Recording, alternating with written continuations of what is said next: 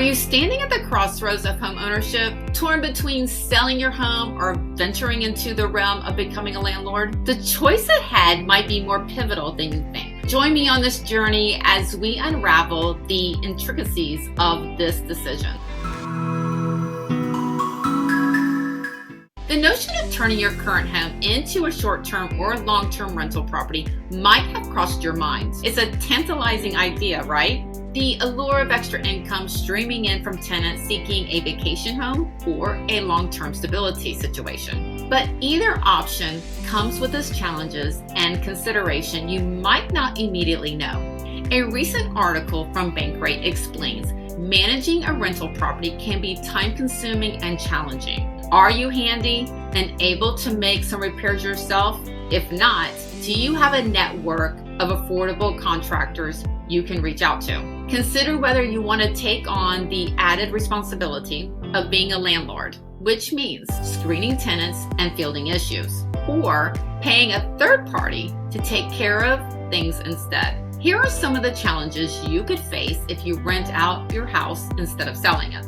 A short-term rental is typically offered as an alternative to a hotel, and they're an investment that's gained popularity in recent years. According to the Harris Poll survey, 28% of homeowners have considered using a rental service to temporarily rent out their home for additional income. Owning a short-term rental can be a tempting idea, but you may find the reality of being responsible for one difficult to take on. A short-term rental comes with more responsibilities and hands-on. Think through your ability to make that commitment, especially if you plan to use a platform that advertises your rental listing. Most of them have specific requirements hosts must meet, and it takes a lot of work. The responsibilities that come with it could be akin to a tidal wave, hosting guests, managing their expectations, and ensuring your listing meets stringent platform guidelines. When considering a short-term rental, not only is there the upfront time and cost of owning it, but there are also risks that could come up for you down the road. You risk renting your home to rude guests, they damage your property, they steal your things, your neighbors complain, and potential regulatory violations depending on your location. Also, your house may not be ideal for short-term rental goals. Not every house ends up being a profitable short-term rental. Why?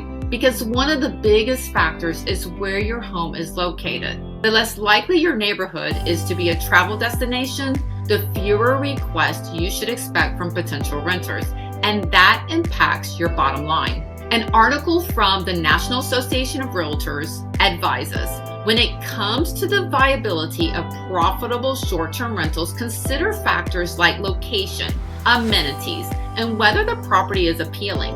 Most people seek short-term rentals in locations where they vacation, so proximity to attractions is important.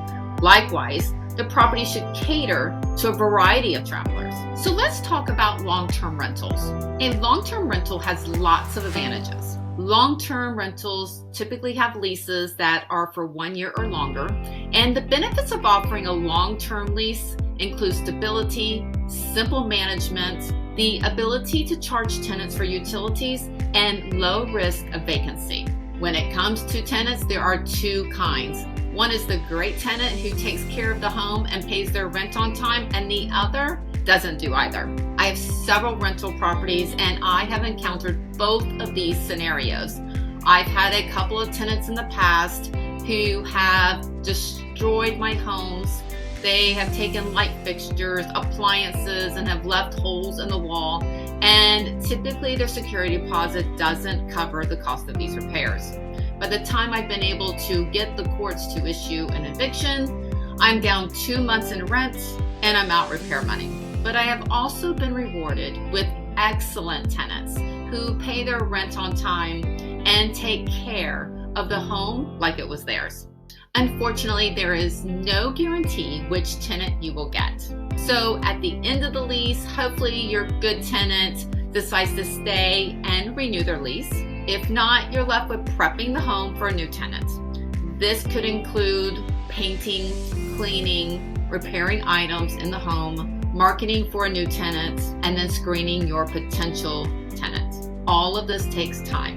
When it comes to the tenant that doesn't take care of the home or pay their rent, you have to evict them, which is costly and time consuming. And you typically have to repair the home to meet the standards for your new tenant. So keep in mind the drawbacks of having rental properties include the lack of liquidity, the cost of upkeep, the potential for difficult tenants, and the neighborhood's appeal to decline.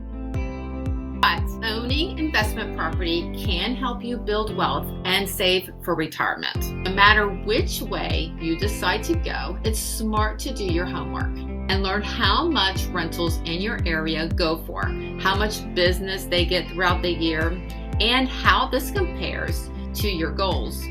One of the sites that I like to use is Rent-A-Meter. It will give you an idea of what current landlords are charging for rent in your area. Remember, the road to being a successful landlord requires meticulous planning and dedication, and perhaps a touch of fortitude.